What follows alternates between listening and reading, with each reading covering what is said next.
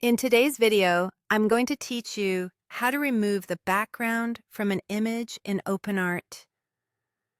By the end, you'll have a clean cutout you can use in designs, product shots, or social posts, plus you'll see how to swap in a new background if you want. Start on the OpenArt homepage, hover over the image section so the image tools appear, then click Edit Image.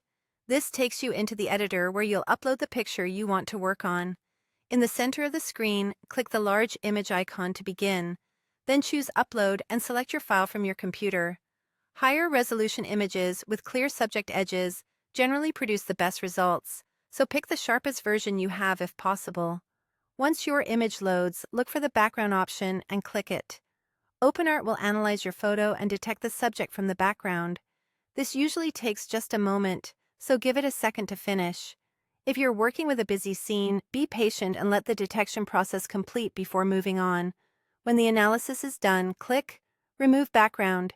You should immediately see your subject isolated with a transparent backdrop, typically shown as a checkerboard pattern in the preview. Take a quick look around the edges of your subject. Stray hairs or fine details can be tricky, and lighting or contrast can affect the result. So choosing a photo with good separation between subject and background helps a lot. If you want to place your subject in a new environment, you can add or change the background right here. Use the prompt text box to describe what you want, like soft studio gray, sunlit kitchen, or tropical beach at golden hour.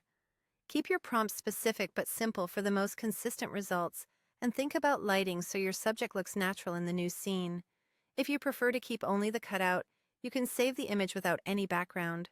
Select the image, then click Download to Local. You'll be asked to choose a format, JPG or PNG. For a true transparent background, choose PNG, as it preserves transparency and is ideal for design tools and slide decks. Choose JPG if you plan to place the subject onto a solid background later and want a smaller file size. Understanding that JPG doesn't retain transparency. That's it. You've navigated to Edit Image, uploaded your photo, removed the background, optionally generated a new one with a prompt, and downloaded your cutout in the right format for your needs. Try a few images to see what works best, and you'll get faster every time.